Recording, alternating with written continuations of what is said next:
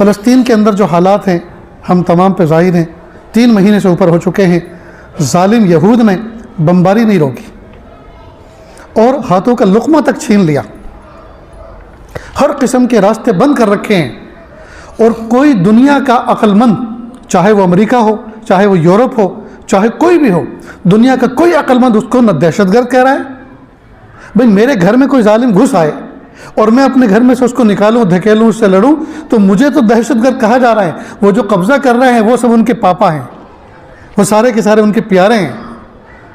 کوئی اس کو اس یہود ناعاقبت محمود کو کوئی دہشت گرد نہیں کہہ رہا، کوئی اس کی انکوائری نہیں بٹھا رہا، کوئی اس کی جانچ پڑتال نہیں کر رہا، کوئی اس پر پابندی لانے کی بات نہیں کر رہا، لیکن ساری پابندیاں اپنوں پر ہیں۔ کس پر؟ اہل ایمان پر، چاہے دنیا میں کہیں بھی ہوں، چاہے دنیا میں کہیں، ساری دنیا میں دہشت گرد نام رکھا گیا ہے مسلمانوں کا۔ یہ کسی اور قوم کو دہشت گرد نہیں کہا جاتا، وہ چاہے جتنا ظلم کریں، یہ دہشت گرد میرا اور آپ کا ٹائٹل ہے، کہو دہشت گرد، ہم سب کے سب دہشت گرد ہیں۔ اور معلوم ہے دہشت گرد کسے کہتے ہیں؟ دہشت گرد تو ظالموں کو کہتے ہیں، اور مجاہد کسے کہتے ہیں؟ مجاہد اس کو کہتے ہیں جو ظلم سے بچنے کا اپنا کام کرے۔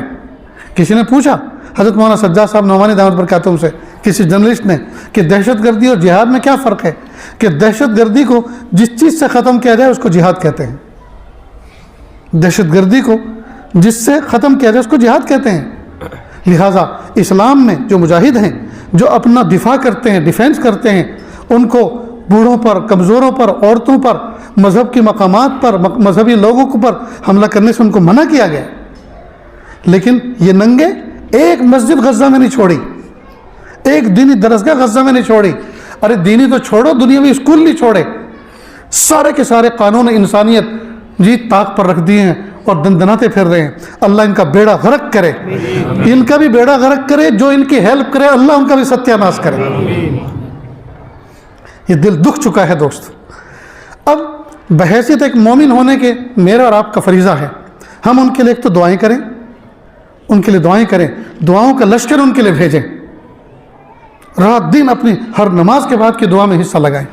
دوسری بات یہ ہے دوستو کہ ہم جو خوشیوں کے موقع منا رہے ہیں، دوستو جس بھائی کا گھر جل چکا ہو، گر چکا ہو، معصوم بچے یتیم ہو گئے ہوں، ماں باپ دونوں شہید ہو گئے ہوں، اور معصوم بچے رکھڑتے پھر رہے ہوں، کوئی ان کے سر پہ ہاتھ پھیرنے والا نہیں، تو ہمیں کیا حق پہنچتا ہے ہم اپنے آنگنوں کو لائٹنگ سے سجائیں، اپنے آنگنوں میں ہم خوشیاں منائیں؟